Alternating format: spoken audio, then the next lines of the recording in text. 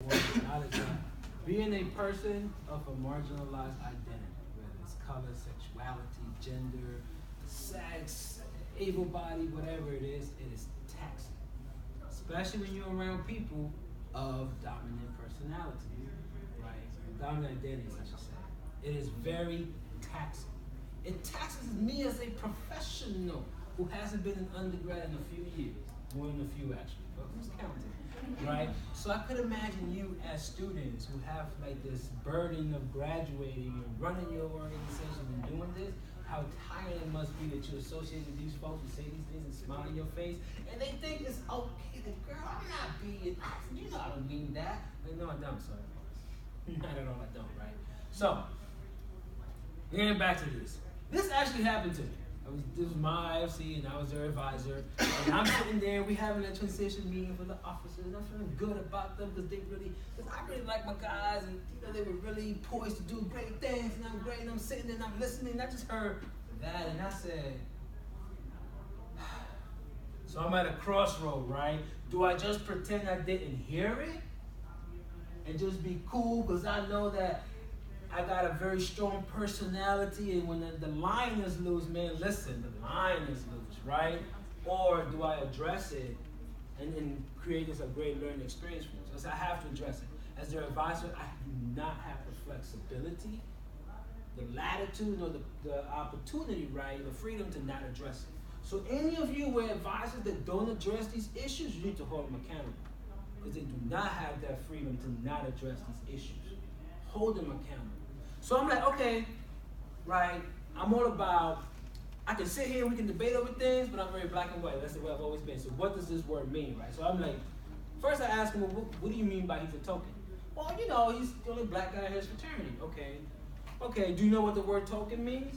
No, I need you to look it up. Look up the word token and we'll have a follow-up conversation of that. But in the meantime, what you just said is not okay. So I need you to do is look up that word, and what I want to do in the meantime, we're going to schedule some diversity training for you, because you need to understand this. Now, I could have easily told him what the word meant, but one of my beliefs is that sometimes there's nothing more enlightening. Think about it that when you were looking for your organization to join, and you read up and you found out something about that organization on your own domain, you say, oh, this is it for me. You had that moment like, yeah, I'm all about this. So to me, that's very important. You have to take some ownership. He needs to go to learn on his own. So he did. He actually wanted to say, oh my gosh, I didn't know that's what a token meant. I am so sorry that I used that, right? Because he didn't know what the word meant. And a lot of times, what I've learned in my experience, and which is, it doesn't help you out, but understand, sometimes folks don't know what they're saying, right? So like Drew was talking about, South Park, the guy Token. Oh, you see that's kind of funny, Token, until you realize, South Park, they do satire on a lot of things. Once you realize what that meant, but you're used to something but you don't understand it. And that doesn't make it okay, but I understand that there's different levels of intention there.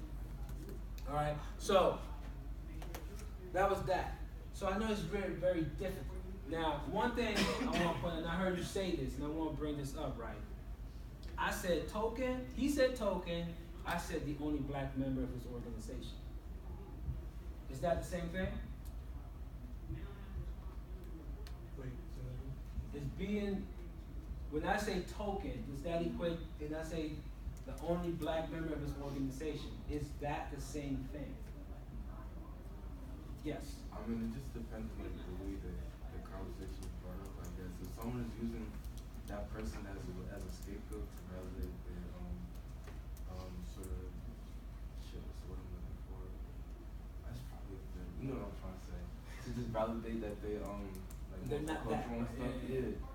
I mean, different from like someone like me, myself joining Indian fraternity or a Spanish fraternity, because I made that decision myself.